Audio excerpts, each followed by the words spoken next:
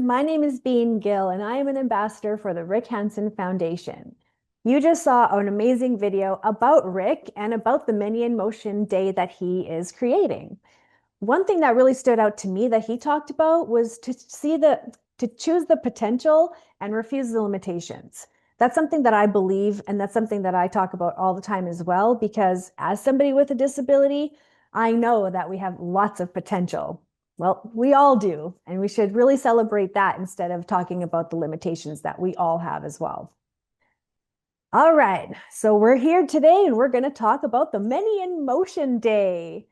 Rick Hansen created this day, a national day of action to remove barriers to inclusion and accessibility for people with disabilities like me.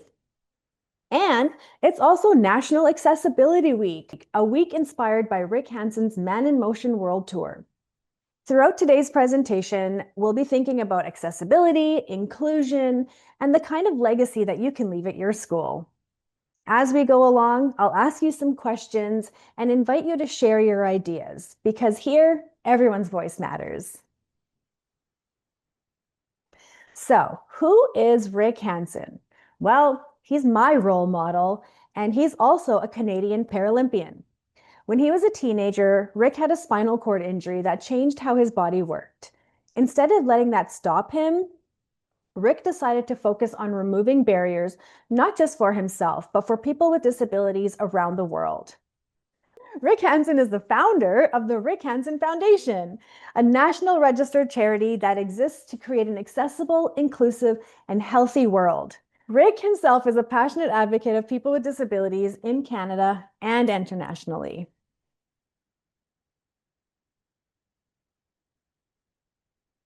The Man in Motion World Tour showed the world what is possible when determination meets purpose. Rick wheeled over 40,000 kilometers across 34 countries. That's an incredible feat. And as somebody who uses the wheelchair, let me tell you, that is a very impressive thing that he did. And he didn't do it to prove that he was strong. He did it to change how people think about people with disabilities and accessibility. The tour sparked a global movement to create a world that is accessible to everyone, where barriers are removed and people with disabilities have the opportunity to reach their full potential. Okay, let's play a little game here. True or false? All right. True or false? Small actions don't really make a difference. Is that true or is it false? Well, it's false. Sometimes we think small actions don't matter, but they really do. When we talk about legacy, we're not really talking about being famous. A legacy is about a positive change that we leave behind. It's the way our actions make life better for other people. How we make things better, more accessible, and more inclusive for people who come after us. That's what a legacy is.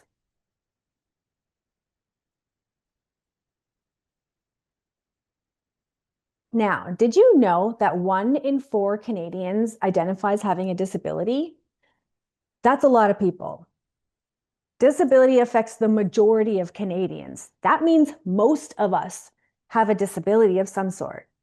Almost 2/3, or 64% of Canadians have a disability or have a family member that they live with or that they take care of that has a disability. And so if it's so many people, why aren't more people talking about it? It's really important that we do. So I'm really glad that you're here today to learn about it so that you can take action too. And disability is a part of everyday life. Disability is normal, and it's not one single experience. It can affect your mobility, learning, health, your vision, or your hearing. And some disabilities are lifelong, while others can change over time. And what's really important is that we understand that every person's experience is unique. There are no two people that are the same. Even identical twins are different. And that goes the same for people with disabilities.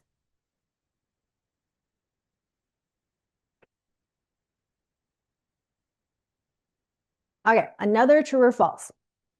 It's easy to tell when somebody has a disability. Is that true or is it false?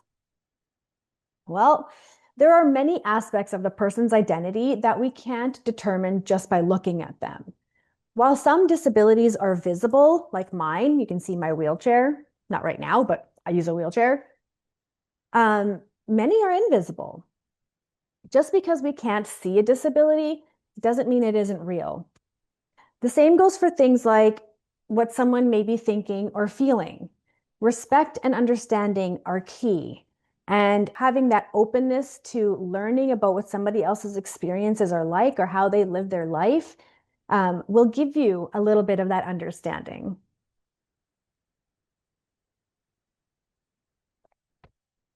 Okay, now I want you to raise your hand if you feel more confident when a space is easy to use or understand. I know I do. Accessibility helps everyone. It's not just people with disabilities who benefit from accessibility. Accessibility includes barrier-free spaces, assistive tools, and inclusive attitudes. It's about making sure everyone can participate with confidence and independence. Now, I would like you to point out some of the accessibility features that you see in the pictures in front of you.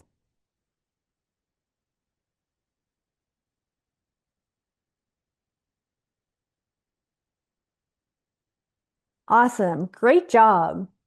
Now, I want you to raise your hand if you can, if you've ever seen something that made it harder for someone to participate. I know I have. Barriers can be physical, like stairs or narrow doorways or backpacks on the floor. So what are some of the barriers that you see here? We have two pictures in front of you. What are some of the barriers that you see? Push button entry is helpful for anyone who uses a wheelchair, parents who are pushing strollers, or people who are carrying a lot of things. Think about when you're moving in and out of buildings. Oftentimes you use the push button to open the door for you. Door handles that are levers instead of knobs are very helpful for people with mobility disabilities, people with cerebral palsy, or people with arthritis, which is a lot of people. And then, of course, ramps instead of stairs are helpful for everyone. I can go up a ramp, and if you're able-bodied, you can also go up that same ramp. How about chairs that slide in and out of tables instead of this attached seating that you see here in this picture? When we have a chair that is removable, that's helpful for people who use wheelchairs or who cannot transfer in and out of their wheelchair. And then also wider spaces between the aisles. In the second picture here, you can see that the chairs are pretty close together. My wheelchair definitely would not fit through there.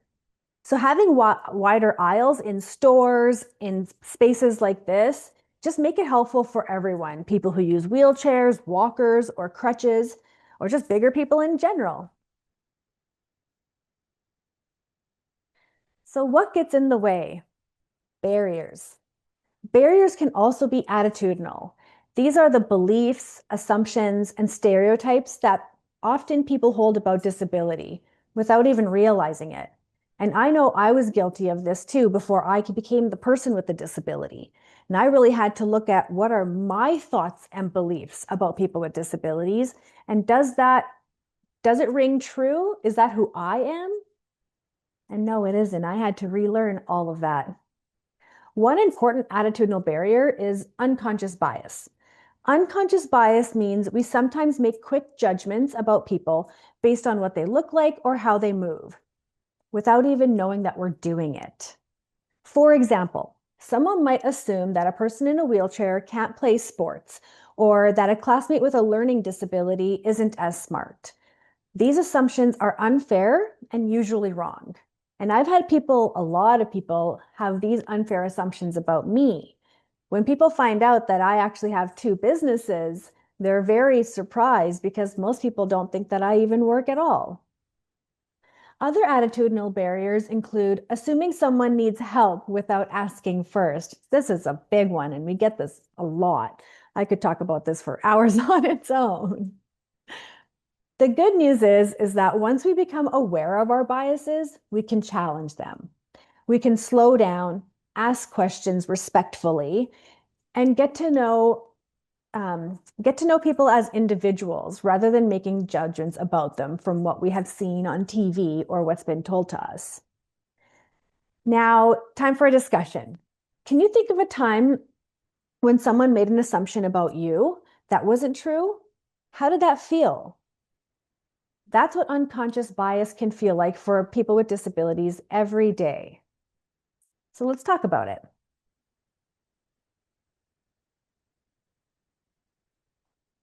Now's the fun part for me. I get to tell you about my story and how I landed in a wheelchair.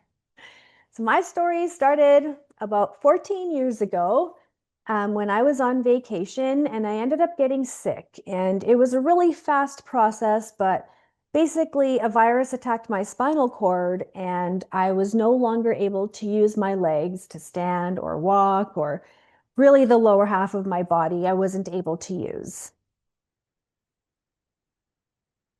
But that didn't stop me. Nothing will stop me.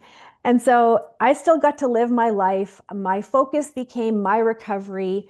If my focus became on getting healthy, like Rick Hansen says, which is really, really important for anybody with or without a disability. It's being healthy should be one of the most important things that we try to reach towards.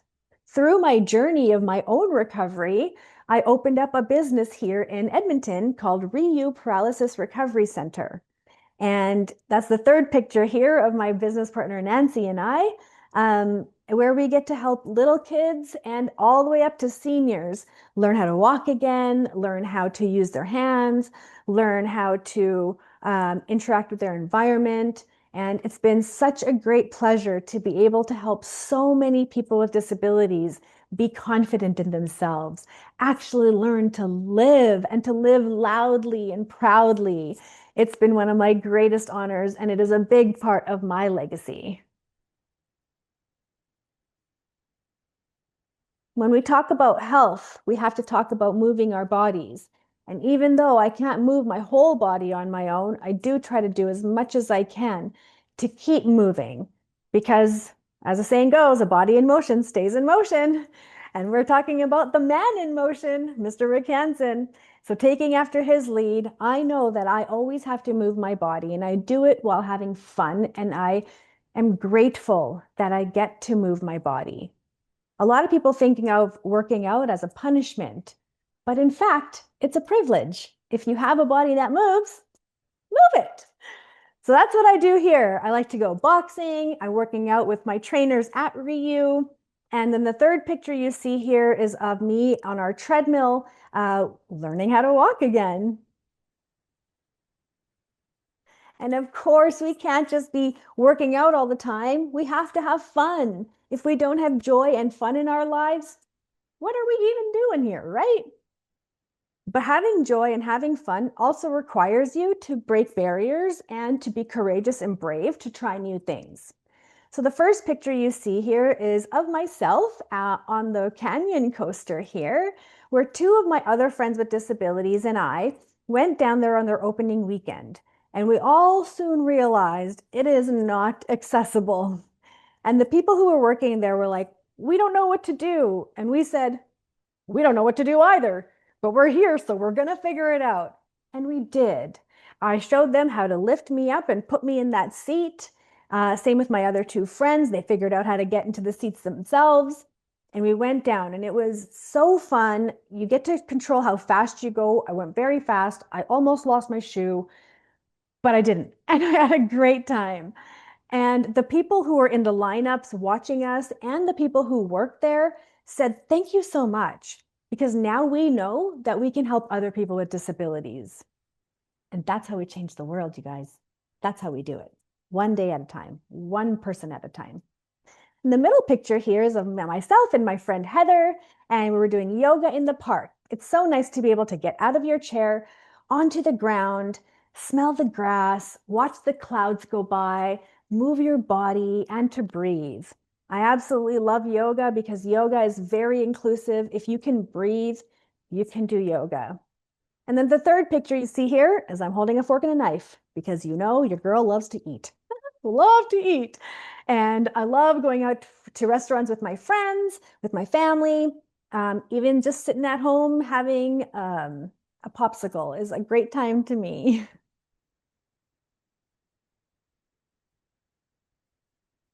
All right.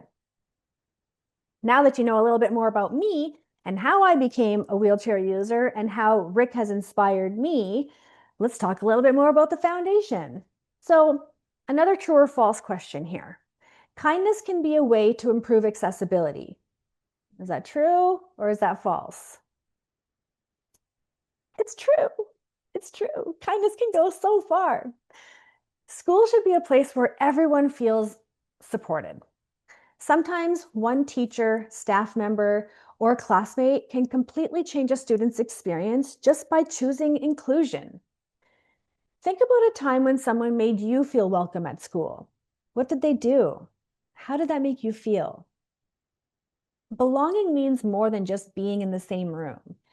It means feeling valued, heard, and included in what's happening around you. For example, you notice a classmate sitting alone at lunch every day. You invite them to come join your table. That small act of kindness can change someone's whole week. You notice someone alone at recess, and then you invite them to come play. That is inclusion, and that's how we can choose inclusion every day in very small ways. Here's another example. A teacher learns some basic sign language so that they can communicate directly with a deaf student. That effort shows respect, and that's how you build trust. Now, I'd like you to raise your hand if you are able, if you've ever helped someone feel included. You might not even realize it, but those moments matter more than you think. And I know I have definitely gone out of my way to make sure everyone feels included. But when I was a kid, I also did things to make people feel excluded. And I think that's a part of growing up, but I want you to think about, have you ever done that? And how did that make you feel? And how did that make the other person feel? And then next time you have that opportunity, choose inclusion. When schools are accessible and inclusive, every student can participate fully in class, at recess, in sports, and in friendships. That's what belonging looks like and feels like. All right, now let's talk about leaving a legacy at school. Accessibility starts with awareness about how we treat others every day. Even small choices like being kind or speaking up can make school better for everyone. What you do today can help students not just now, but in the future too. Accessibility starts with awareness, and change starts with you. What students do today can have a huge impact for students in the future. So don't just think about the changes that you're making for yourself or for your classmates. Think about the ripple effect it's going to have for all the little kids coming after you. You don't have to be an ambassador or an adult to make a difference. Including others, speaking out about barriers, and choosing kindness are all ways to leave a positive legacy. So raise your hand if you're able, if you think students can make a real difference at school. 2 hands for me. I know and I believe you can make a big difference.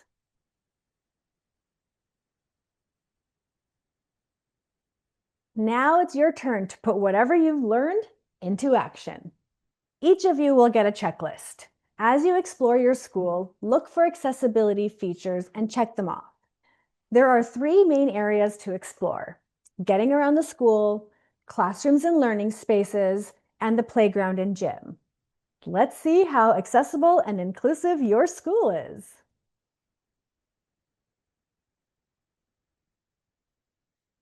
Awesome. Once you notice all the great accessibility features already in place at your school, you may also notice areas for improvement. As an individual or as a class, you can decide on a pledge for how you will become part of the Many in Motion movement. Your pledge can focus on making your school more inclusive or accessible for everyone. Small commitments lead to big changes. Your actions today can create a lasting legacy. So take that chance. And thank you so much. I've had an amazing time presenting to you today to talk about my role model, Rick Hansen, to share a little bit about my story. Now go out there and be the difference makers that I know you are.